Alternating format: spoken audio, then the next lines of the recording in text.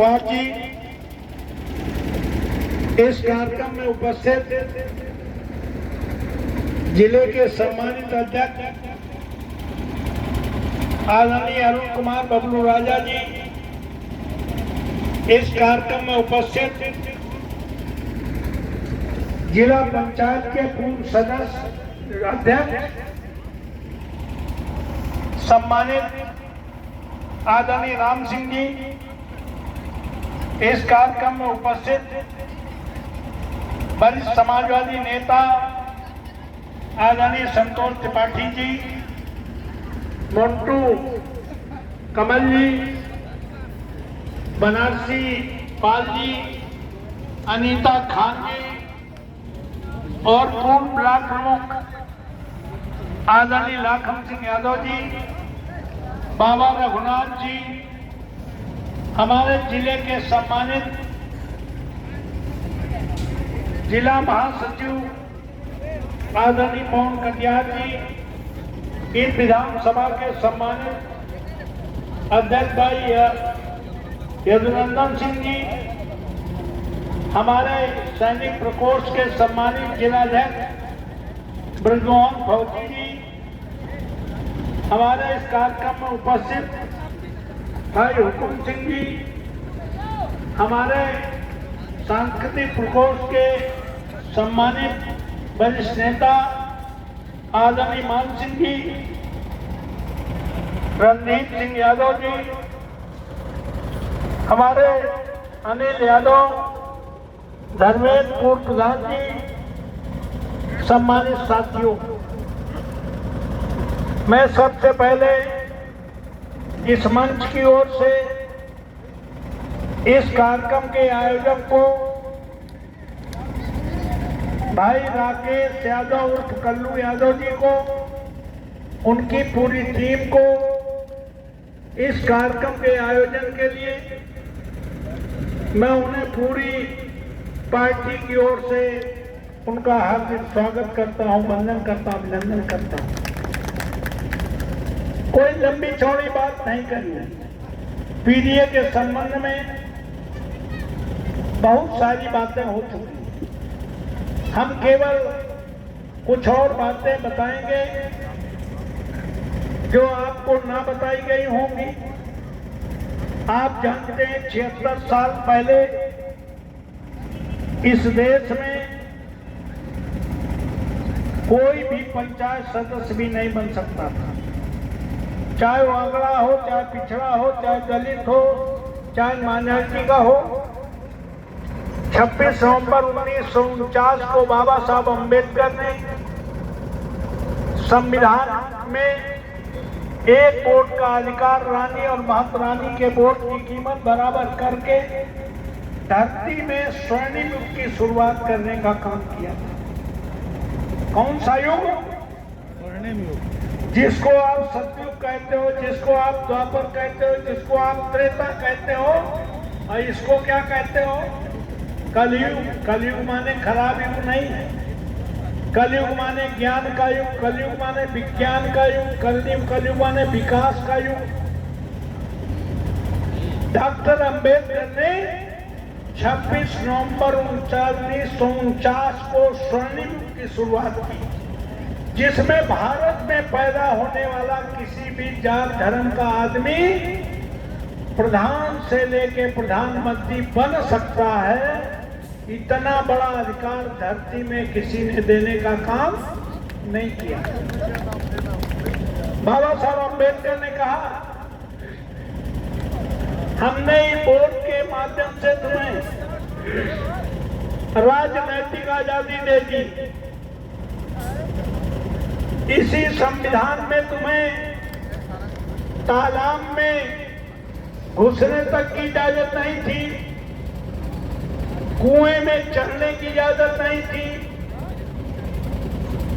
हमने तुम्हें मंदिर में प्रवेश की भी आजादी दे दी, यानी धार्मिक आजादी दे दी। हिंदू, मुस्लिम, सिख, ईसाई, पारसी, बुद्धिस्ट जिस तरह चाहेंगे अपनी पूजा अर्चना करने का काम कर सकेंगे। ये किसने दिया अधिकार? संविधान ने। बाबा साहब ने कहा आर्टिकल 15 के तहत हमने तुम्हें जो सामाजिक छुआछात थी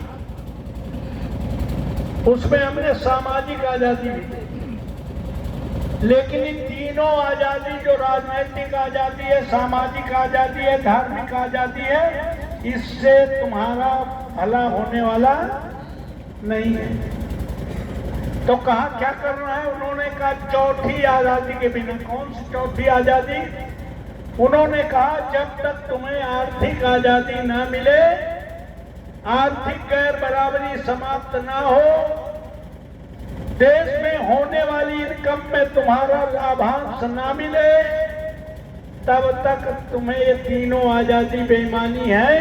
लेकिन इन एक बोर्ड के माध्यम से जिनको सताया गया है हजारों साल से, जिनको दबाया गया है हजारों साल से, जिनको कुचला और रौंदा गया है हजारों साल से, अगर ये सब इकट्ठे हो जाएं, इनकी संख्या 100 में 90% है। अगर ये इकट्ठे हो जाएं, इनमें भाईचारा बन जाए, ये 6743 में 43 जातियों में बटा समाज है। बाबा साहब तो जान गए थे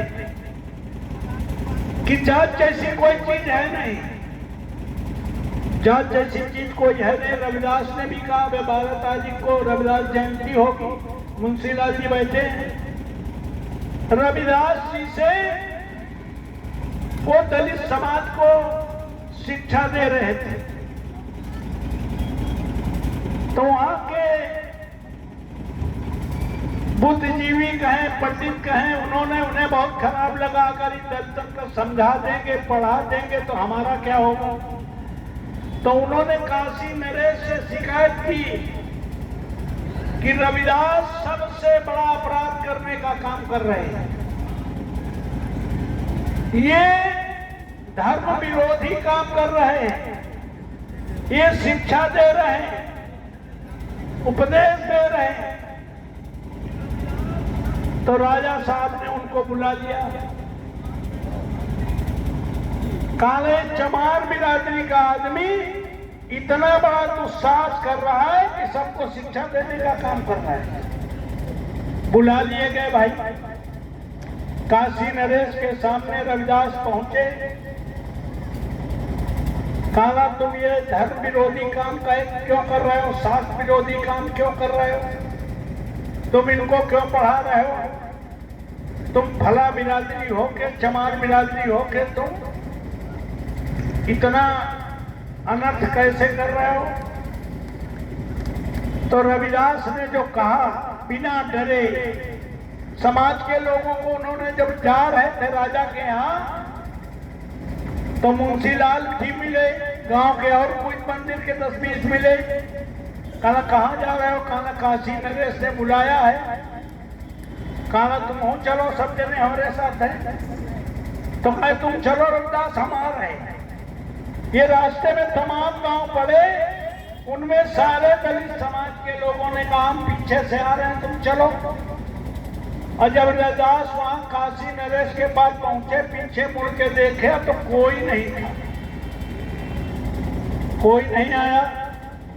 तो राजा ने कहा भाई बताइए, काला साहब हम ही चमार थोड़ी है, इसमें जो लाए हैं वो भी चमार है, जो तुम्हारे सैनिक है वो भी चमार है, जो तुम्हें शिकायत की है वो भी चमार है। और लास्ट में रविदास ने हिम्मत करके कहा कि राजा साहब आपो चमार।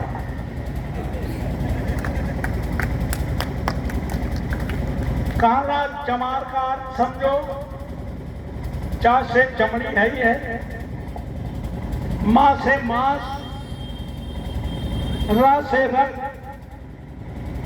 तो ये तीनों चीजें ऐसी कौन सी चीज है जो सब में नहीं है?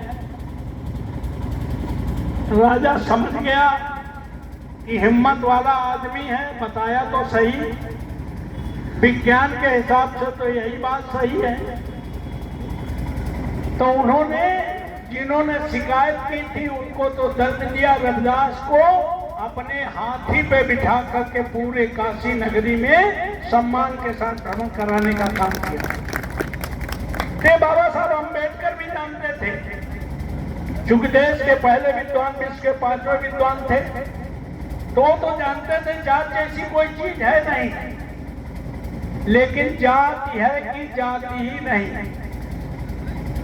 जात पशु पक्षियों में देख सकते हो, जात पेड़ पौधों में देख सकते हो, मनुष्य में कोई जाति, तो मनुष्य में जाति नहीं है तो है क्या?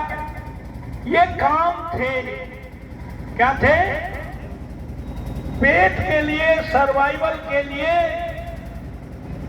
जब शिक्षा नहीं थी, उद्योग नहीं थे, खेती भी नहीं थी, तो जो सर्वाइवल के लिए, पेट पालने के लिए आदमी जो काम करता था, काम ही लंबे समय तक करने के कारण कौम बन गए। क्या बन गए? कौम बन गए। एक ही हम भाई हैं, 6 भाई, हम खुद ही 6 भैया हैं। सबसे बड़े भाई खेती करते हैं, तो क्या क्या कहोगे उनको? किसान कहोगे कि नहीं कहोगे? दूसरे नंबर वाले भाई थे हमारे ITI थे, मशीनिस्ट थे, उन्हें क्या कहो? मिस्त्री साहब। तीसरे नंबर वाले हम थे, हम पढ़ लिख गए तो वकील बन गए, फिर हम MLA बन गए, फिर हम MP बन गए। जैसे जैसे हमारा काम बदलता गया वैसे वैसे हमारा चौथे नंबर वाला भाई हमारा पहले एयरफोर्स में था तो एयरमैन कहते थे, फिर वो बैंक में हो गया तो कैशियर कहने लगे। 5वें नंबर भाई हमारा वकील है सियाराम। 6वें नंबर वाला भाई हमारा कपड़े की दुकान किए है। अगर ये पीढ़ी दर पीढ़ी यही काम करते रहे तो हम एक माँ बाप से पैदा 6 भाई 6 नाम से जाने जाएंगे कि नहीं जाने जाएंगे? ये बाबा साहब अच्छी तरह से जानते थे। तो बाबा साहब ने इसलिए कहा, कब कहा, क्यों कहा, क्या कहा? बाबा साहब ने तब कहा जब छुआछूत इतनी थी कि इंसान को छूने से परहेज करता था। सार्वजनिक तालाब में कुत्ता बिल्ली तो पानी पी सकता था, लेकिन बाबा साहब अम्बेडकर जैसे व्यक्ति को तालाब में घुसने के लिए महातालाब का आंदोलन करना पड़ा। जब उन्हें पढ़ लिख करके मौका मिला तो उन्होंने कहा हमने तुम्हें प्रधान से लेकर प्रधानमंत्री बनने का अधिकार दे दिया है, लेकिन तब तक नहीं बनोगे जब तक तुम में भाईचारा नहीं बनेगा। तो उसके लिए बाबा साहब अम्बेडकर ने क्या कहा? देश का पहला विद्वान बहुत छोटी बात कही। उन्होंने कहा ये दलित समाज के लोग, ये पिछड़े वर्ग के लोग, अक़लियत के लोग, सर्व समाज के लोग आपस में खान पान न करें, कोई बात नहीं। अगर खान पान की पहले बात कर देते तो कोई बैठेगा? तो उन्होंने कहा ये आपस में खान पान न करें, कोई बात नहीं। आपस में रोटी बेटी का सम्मान न करें, कोई बात नहीं। जैसे आज भाई कल्लू भाई ने राष्ट्रीय अध्यक्ष के आदेश पर PDA की बैठक करके तुम्हें यहाँ बैठने के लिए बुलाया है, ऐसे बाबा साहब अम्बेडकर ने कहा केवल बैठना शुरू करो। क्या कहा? देश का पहला विद्वान, विश्व का 5वां विद्वान बैठने जैसी छोटी मोटी बात नहीं कर रहे। उन्हें पता था कि बैठेंगे तो बात होगी कि नहीं, कि मंच से तमाम लोगों ने बात की है तो कुछ पल्ले पड़ी कि नहीं पड़ी। तो बैठते ही बात होगी, बात लंबी चलेगी तो चाय पानी तो पहले बढ़ेगा। हमारे सामने चाय आ गए, तुम्हारे सामने हमें लगता है समोसा और लड्डू आ गया। बाबा साहब ने कहा बैठना शुरू करो। बैठते ही बात शुरू होगी, बात लंबी चलेगी, चाय पानी होगा, और बैठ के और देर तक चले तो कल्लू का पूरी सब्जी खवाओ। क्यों भाई? तो अगर बैठ के लगातार चलती रहे तो जिन्होंने सीढ़ी नुमा जात की व्यवस्था बनाई है उसको बाबा साहब अम्बेडकर ने संविधान में एक वोट का अधिकार देकर खड़ी सीढ़ी को नीचे गिरा दिया, सब बराबर हो गए, समानता का अधिकार दे दिया।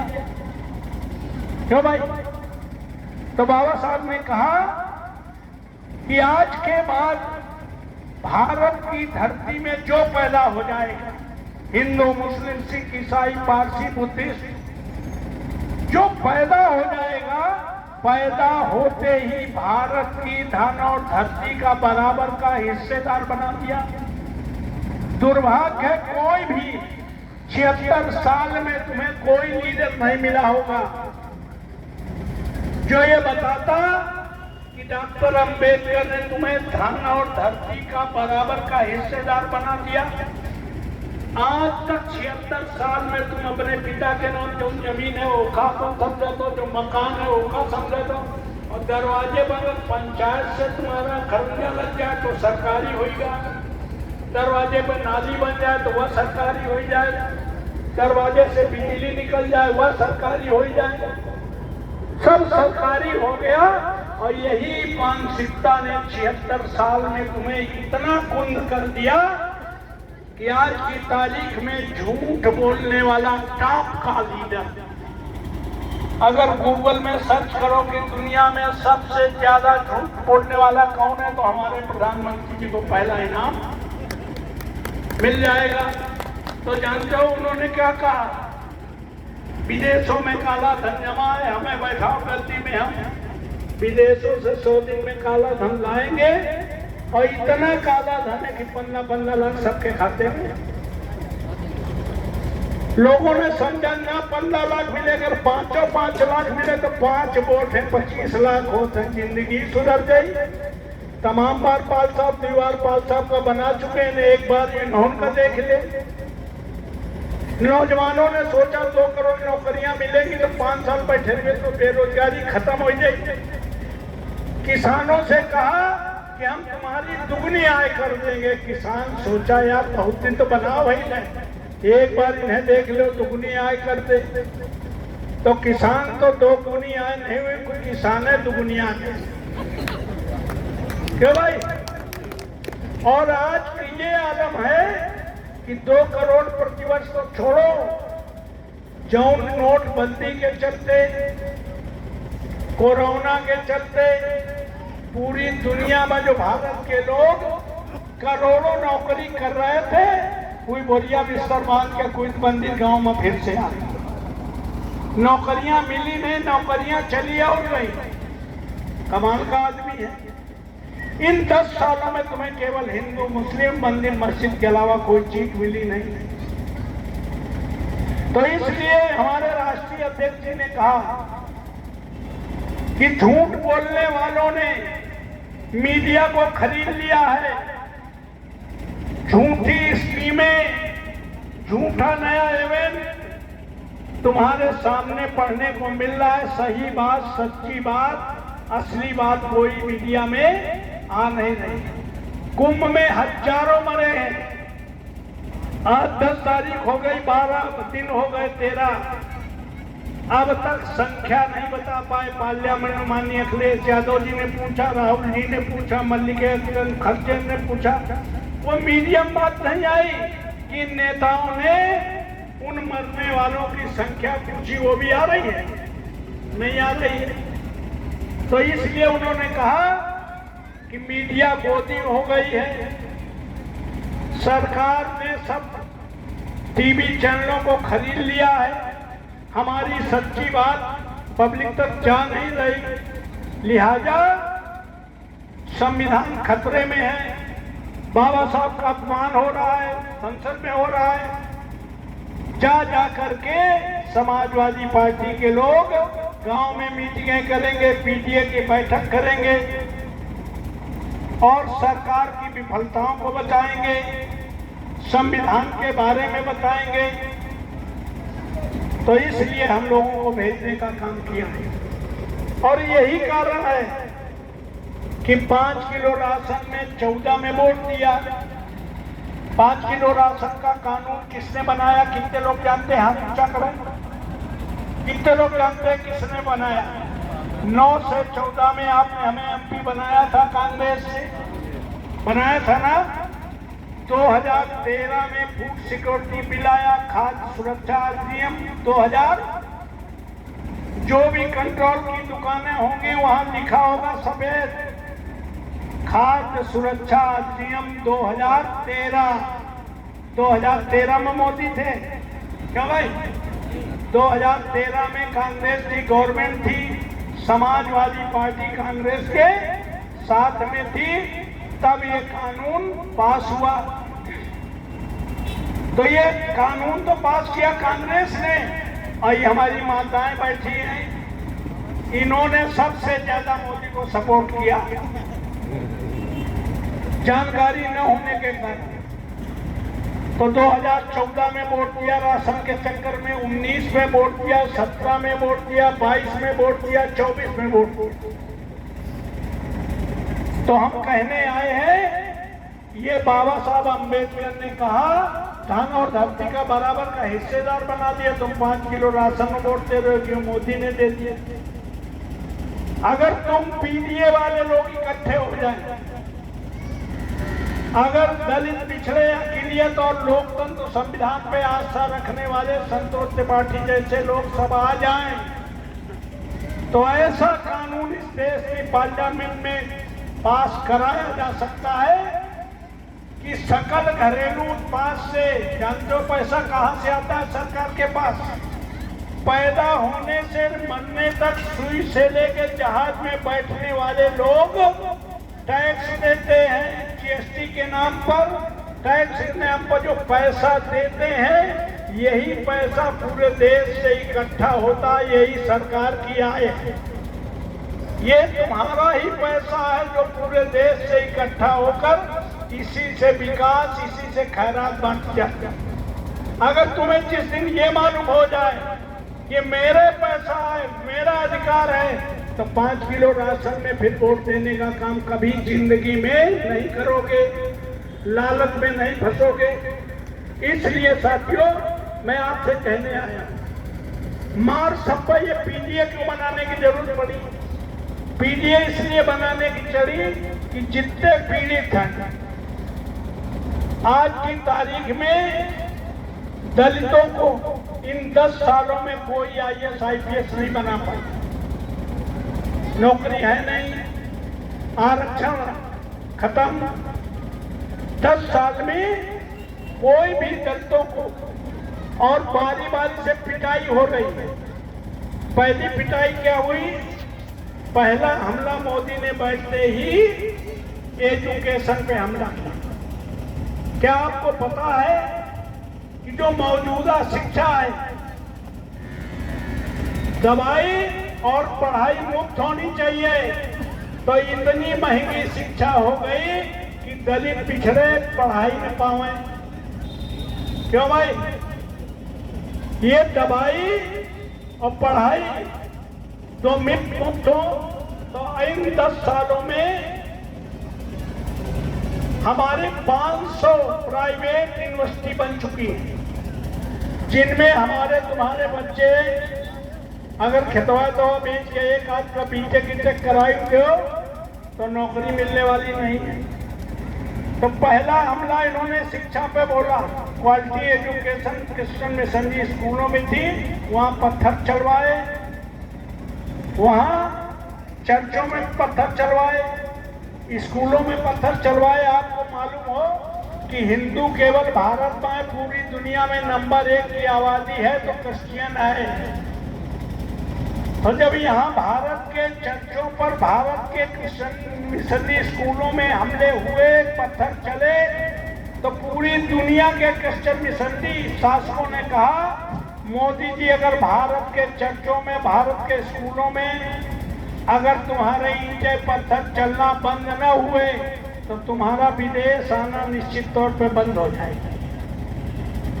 तब वो ईंटा पत्थर चलना बंद हुआ। दूसरे नंबर पर किसका हमला हुआ? को नहीं पता क्रिश्चियन में काहे हमला हुआ? शिक्षा पे हमला हुआ है, क्वालिटी एजुकेशन क्रिश्चियन मिशनरी स्कूलों में। दूसरा हमला तो तुम जानते हो, बुलडोजर अगर गरज रहा है पूरे पूरे देश में आतंकवादी बनाए जा रहे हैं, तो शेखू खान मुसलमानों को बुलडोजर चल रहा है। जब क्रिश्चियन पे हमला हो रहा था मुसलमान चुपचाप बैठा है, दलित तो पिछड़े का लेना देना है। अब जब मुसलमानों पे बुलडोजर चल रहा है तो पिछड़े अपना इससे बांधे बैठे हैं। कहना हुई तो ठीक है रहो, मोदी कुछ करो हो न करो, मुसलमान का बिल्कुल ठीक करो। जब मुसलमान पे हमला हो रहा है तो पिछड़ा भी हंस रहा है, दलित भी प्रसन्न हो रहा है। तो मुसलमान पे हमला तो लगातार चल रहा है। कौनो आतंकवादी अगर ढूंढना हो तो तुरंत मिल जाए। भाई का कुंभ जो महाकुंभ हजारों मरे एवं अगर मुसलमान के इजाजत हो तो ढूंढ रहे हैं कि कौनो मुसलमान दिखा दे। तो मैं कहना चाहता हूँ तीसरा हमला किस पर हुआ? दलित समाज को संविधान के तहत SC/ST एक्ट बनाकर, एट्रोसिटी एक्ट बनाकर इनको प्रोटेक्शन, सुरक्षा कवच दिया गया। ऐसे बहुत लोग पीड़ित हैं, एमा जितने सफाई बैठे सब पीड़ित हैं। तो मोदी ने सुप्रीम कोर्ट के जरिए SC/ST एक्ट खत्म कर दिया कि अब इतने दिन हो गई आजादी के, अब SC/ST एक्ट का अब जरूरत है। उन्होंने सोचा मुसलमान डरा हुआ है, ये तो दलित है ही, इनमें तो जान है ही नहीं। मैं बधाई देना चाहता हूँ, जानते थे सुप्रीम कोर्ट के आदेश के खिलाफ न किसी नेता की हैसियत होगी कि कमेंट करे कंटेम्प्ट के डर से, लेकिन बधाई देना चाहता हूँ कि जो गांव-गांव, गली-गली, शहरों में जो समितियां प्राइवेट हैं, रमदास समिति, कबीरपंथी समिति, इन समितियों ने सुप्रीम कोर्ट की प्रतियां जलाना शुरू किया। जो SC/ST एक्ट खत्म हुआ सुप्रीम कोर्ट ने, तो कंटेम्प्ट की परवाह किए बिना प्रतियां जलाई, ट्रेनों में आग लगाई, बसों में आग लगाई। 108 मारे गए, पता नहीं मुंशीलाल का मालूम है कि नहीं मालूम। 108 मरे दलित पूरे देश में। मोदी को लगा कि हम तो समझे दलित है, इनमें तो करंट है, तो उन्होंने फौरन पार्लियामेंट से फिर SC/ST एक्ट रिमूव किया। चौथा हमला पिछड़ों में भी हुआ है, लेकिन आप तो भुलक्कड़ लोग हो, आपका कहां पता। जब क्रिश्चियन मारा जा रहा था तो मुसलमान बेखबर, मुसलमान मारा जा रहा था तो दलित पिछड़े तो प्रसन्न है। जब दलित का SC/ST अगर खत्म हो जाता तो सबसे ज्यादा अगर कोई खुश होता तो अगले तो खुश होते, ये पिछड़े सफाई का लाइसेंस मिल जाए, मुंशीलाल की पिटाई करेंगे। ये मैं कोई वैसी बात नहीं कर रहा। तो ये जब पिटे तब भी तुम्हें कोई लेना देना है। चौथा हमला पिछड़ों में हुआ है। पिछड़े तो वैसे मस्त है, रामचरितमानस की चौपाई में कौन भय हमें कहानी चेरी छान होइबे रानी मने है मोदी हमें काल देना देना भैंसी चलेबे, गाय चलेबे, खतवा करेंगे क्यों भाई? कौन भय हमें कहानी चेरी छान होइबे रानी, ये खूब अखंड पाठ कराओ कोई नहीं कराओ। तो साथियों, चौथा हमला पिछड़ों पे हुआ, आरक्षण पे हुआ। जो 27% आरक्षण तुम्हें मिला है, वो 10 साल में एक को नौकरी नहीं मिली, वो अलग बात है, लेकिन संविधान में व्यवस्था। तो अभी निकाय चुनाव हुए हैं, चेयरमैनी के चुनाव देहरादून में, रसूलाबाद में, सब जगह हुए, नगर निगम के चुनाव। उसमें हाईकोर्ट के जरिए 27% पिछड़ों का आरक्षण समाप्त कर दिया। तुम्हें लोगों को कुछ नहीं पता है, काहे खत्म हो तो जानते हो। जिस दिन हाईकोर्ट का आदेश आया, दैनिक जागरण ने पूछा हमसे कि तुम सपा के बहुत बड़े नेता हो। हाईकोर्ट ने कहा है कि 27% आरक्षण के बिना निकाय चुनाव करा दिए जाए। बाल साहब क्या कहना है? हमने कहा मैं हाईकोर्ट के आदेश का स्वागत करता हूं और हम चाहते हैं कि योगी जी बहुत जल्दी बिना आरक्षण के चुनाव की घोषणा कर दें, ताकि अगर सबसे ज्यादा हिंदू का बुखार कोहू पे चढ़ा है तो पिछड़ों को चढ़ा, ये पूरा पूरा बुखार उतर जाए। है बुखार हिंदू का कि नहीं? सबसे बड़ा बुखार कांवड़ को ढो रहा है। संतोष त्रिपाठी के देखो इन कांवड़ ले जा आई कोनो गाँव है ऐसे में जा रहे हो। तो हिंदू का बुखार ये अखबार में फिर आया नहीं। उन्होंने सोचा 24 का चुनाव है, जो अगर यह विपक्ष लई के अगर उड़ा 27% आरक्षण खत्म हो जाए तो हम सड़क में आ जाएंगे, गुजरात जाना पड़ेगा।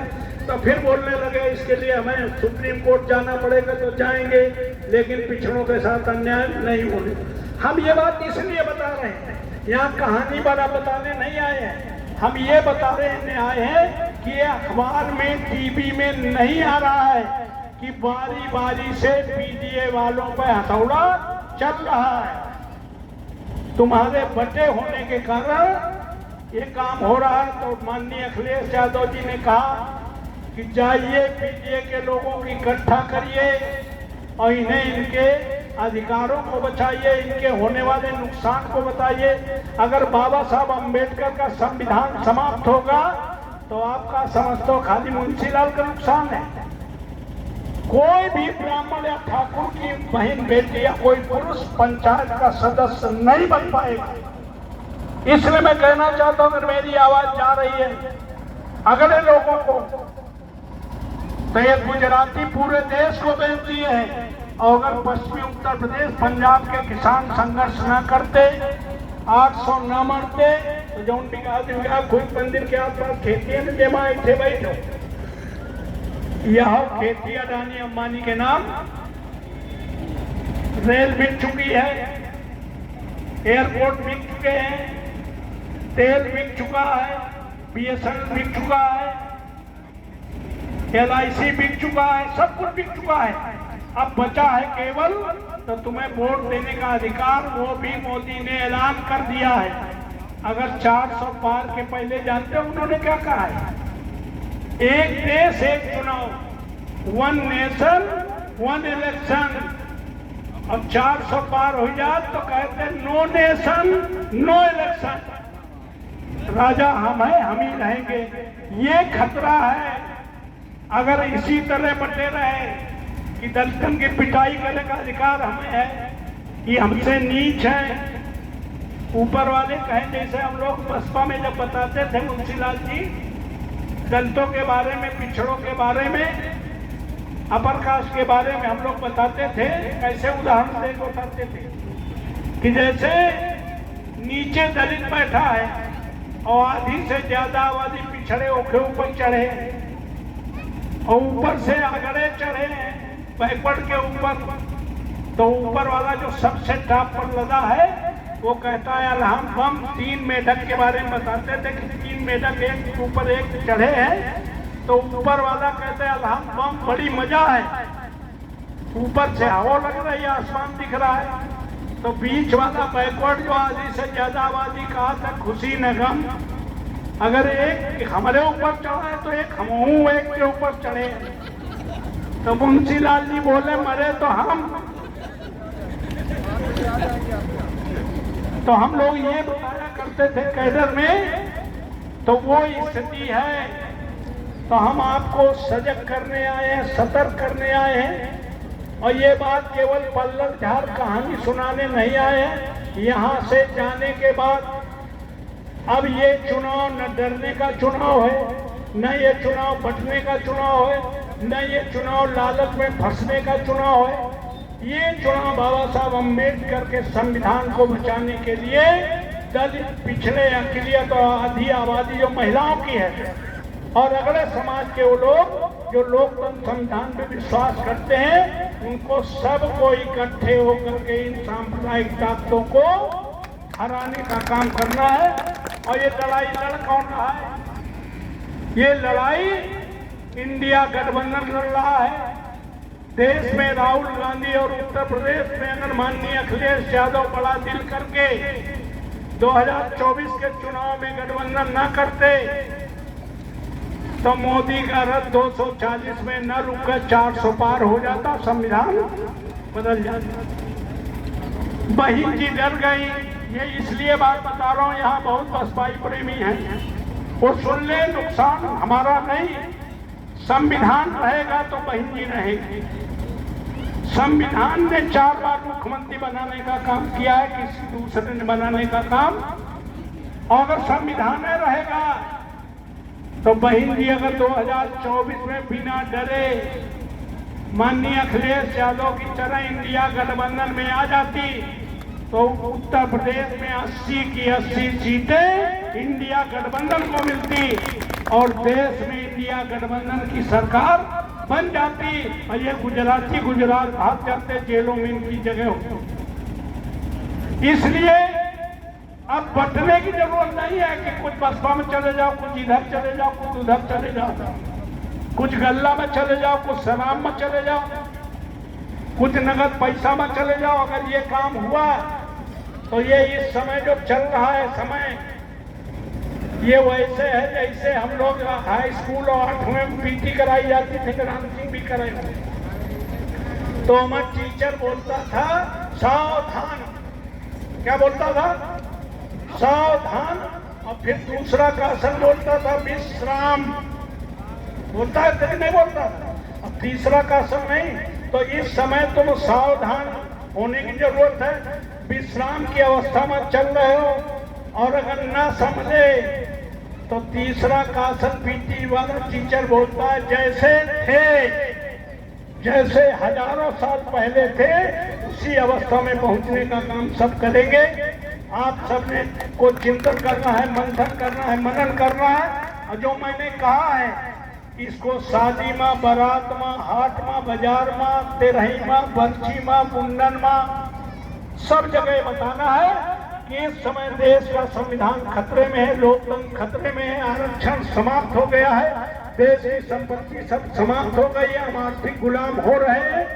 इस समय हमें बचना नहीं, हमें डरना नहीं, हमें एकजुट होकर दलित, पिछड़े, अकलियत और आदि आबादी अगड़े समाज के लोग साथ हमें कि हम पीडीए के साथ हैं। अगर ये काम कर लिया तो बाबा साहब अम्बेडकर ने जो कहा था ये कारवां हम बड़ी मुश्किल से यहाँ तक ला पाए।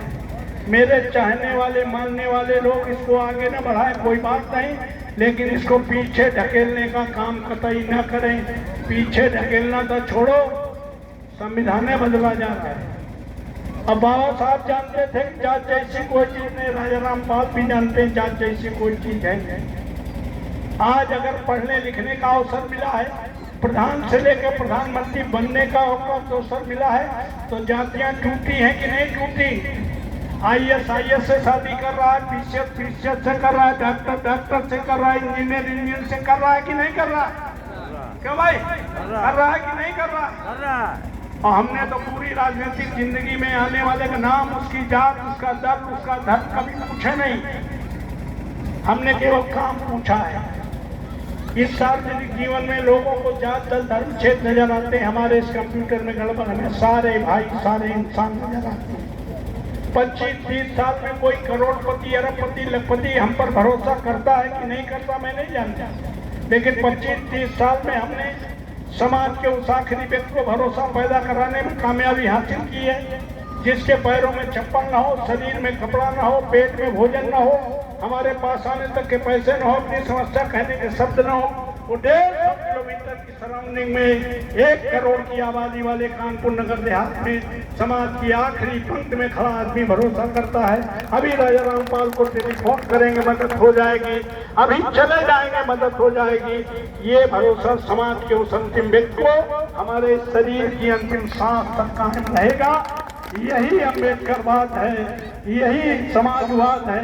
इसी के साथ जो साथी को, उपस्थित साथियों को बहुत बहुत आभार व्यक्त करते हुए अपनी वाणी को विराम देता हूँ। जय भीम, जय भारत।